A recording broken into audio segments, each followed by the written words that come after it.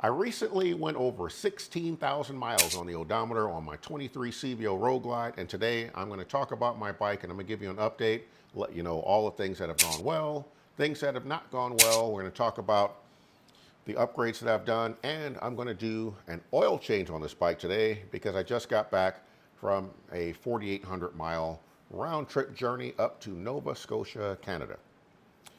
Before I get started, I want to recognize the sponsors for Riding and Wrenching, Volunteer Audio, who will install a premium sound system on your bike that you will love. So reach out to them and let them know that you heard about it here on Riding and Wrenching. Let's get into it. I'm going to talk about all the great stuff that I love about this bike first. The motor, the power, and the fuel efficiency of this motor is incredible. It's a smooth motor. I honestly like that the pipes on here are quiet because for long distance riding, it's just a more enjoyable bike to ride because I'm not getting my ears blown out. I love the brightness of the screen. It doesn't get washed out no matter how or what angle the sun is hitting it. It just looks good all the time. The headlights on here are phenomenal. The aftermarket is going to have a hard time changing these headlights out because they're really good. I don't know what they're going to do to make them brighter than what they are. Maybe add some more accessory lights, but the stock headlights, phenomenal. The stock handlebars, the height of the stock handlebars is really nice. And I don't know why Harley made a difference between the Street Glide and the Road Glide, but the handlebars on the Road Glide are just a nice height. They're not the most attractive handlebars, but I don't feel pressured to change them out.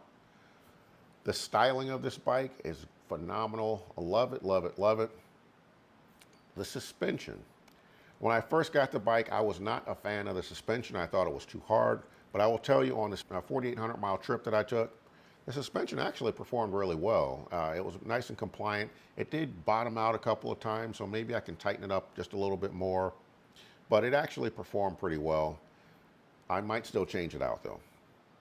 Now, the next thing I want to talk about is some of the glitches that I experienced when I first bought this bike. Now, I bought this bike last year at the Harley 120th anniversary in Milwaukee. I was one of the first owners, and right off the bat started experiencing a lot of software glitches with the infotainment screen. Some of the issues that I faced, the kickstand fault would shut the motor down if it thought the kickstand was down and the bike was going less than 10 miles an hour. Well, of course, I don't ride with my kickstand down, but it shut the motor off anyway, caused me to drop my bike. The kickstand fault actually occurred twice, but it hasn't happened since then, so I think they fixed it, but I really don't know. There was also a fault with the tip over warning. The bike has a sensor that if the bike tips over, shuts the motor off, which is a safety thing. That's actually a good thing. As far as I know, Harleys have had that feature for a while, but for whatever reason, on this bike, the bike could be upright and the tip over sensor would get triggered somehow. I think they have that fixed as well, but I don't know. Other glitches were the USB connectivity as well as Bluetooth connectivity were sketchy. They have improved, but it's still not 100%. In my car's Bluetooth connectivity is automatic. On this bike, not so much. It's sometimey. Sometimes it's automatic and sometimes it's not, but it's always slow. So that's something that I really hope that they fix because in my opinion, that is like the last thing that they really need to tighten up. I was getting a lot of check engine lights, and the check engine lights got to the point where you just ignore it because they would happen so much. You pull the fuse, pop it back in, and the check engine light will go away. Sometimes it will go away on its own. Throughout the course of my 4,800 mile trip, no check engine lights at all, no faults, no nothing. Now, you also had a fault with the mode selector switch where it would just it wouldn't work at all. And you would have to pull the main fuse to reset that. That's fixed. So I'm real happy to say that the software updates that Harley's done have taken care of most of the issues minus the connectivity issues. Everything else is working really well, including transport mode. Transport mode did not work the way it was described in the owner's manual. Now it does. You also get a warning indicator when you turn the motor off, which is nice. That's something new. It wasn't like that when I bought the bike because sometimes when you're riding, it's easy to turn the bike off while it's moving. And if you're not paying attention, you may not know why you have no throttle. because the screen is still going to be on. Everything looks normal, just that the motor's turned off. Well, now you get a warning indicator when the motor shut off and the bike's moving. I like that because I still accidentally turn my bike off while it's moving. Another nice fix that they did, the heated grip indicator was always on.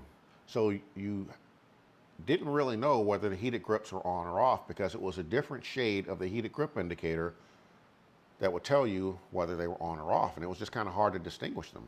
Well, now, when the heated grips are off, you get no indicator at all, and that's the way it should be. So nice job with that one as well, Harley. Something else that they changed is the appearance of Apple CarPlay. It blends in with the rest of the screen a lot nicer. I think they could even go farther with it. They could even make that the wallpaper in Apple CarPlay, maybe make it fill up the whole screen, and that would make everything blend together nicely. It would make it look like a unit, which would be pretty dang cool. Now, a couple of things I hope that they do in the future. Actually, some of them I know they're not going to do, but it'd still be nice. 12-volt plug, we don't have one on this bike. In other words, a cigarette lighter. It'd be nice because there are still accessories that are out there where you need a 12-volt adapter. The latches for the little glove boxes, they suck.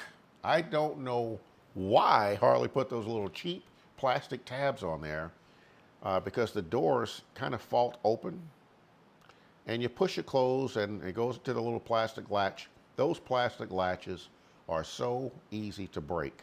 And as much as you're going to open and close that door, they are not going to last.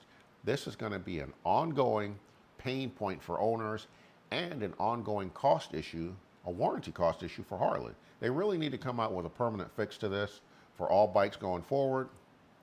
And it'd be nice if they gave existing owners the option to retrofit these things with something that actually works. Something else that I'd like to see Harley do is change the way the software updates are done. Currently, you need to have a Windows-based computer, a USB thumb drive, and then you go to the Harley website. You can download the file, if you can find it, download it onto the thumb drive, and the thumb drive has to be a particular type of thumb drive, I think. And then you plug into the bike and you have to sit there and wait for it to do an update. Well, this bike has Wi-Fi connectivity. Why can't you do over-the-air updates? Why do I need a Windows computer? I don't even own one. So it's really a pain in the butt. So when I did the recent software updates, I just took it to the dealer and let them do it. And they didn't charge me anything. I guess that's normal, I don't know. But it really should be over-the-air updates. Another change I'd like to see them make are the EQ settings. You have several predefined EQ settings for different types of music or different categories, but I'd like to be able to modify some of them because currently you only have one that you can customize. But I might have one setting that I'd like to use for playing music. I might want a different setting if I'm listening to an audiobook or a podcast, or maybe a different one if I'm listening to soft rock versus, rap music or something different. I want to be able to customize the settings to the way I want them to be, but you can only change one of them. And the one customizable EQ setting you have, you can't adjust it when the bike's moving, so it's kind of limiting. So it'd be nice if they either gave you additional custom settings or allow you to change all of them to the way you want them to be. And of course, they really need to fix the Bluetooth connectivity issues. It should be easy, it should be automatic. You shouldn't have to manually connect the phone, but you do currently. Again, sometimes it works, sometimes it doesn't. So we can do better with that. So that's my update on the bike. I'll do another update probably around 20,000 miles or so. But all in all, I'm very happy with the bike. I love the way it rides, love the way it looks. The power is amazing. I mean, it's a phenomenal motorcycle. And I think Harley Davidson did a phenomenal job with it. Go. All right, the biggest little YouTube channel on the entire interweb. My man, there we go. I'm talking to the man with the biggest little YouTube channel on the entire interweb, Mr. Riding and Wrenching himself, in the flesh. The biggest little YouTube channel on the entire interwebs.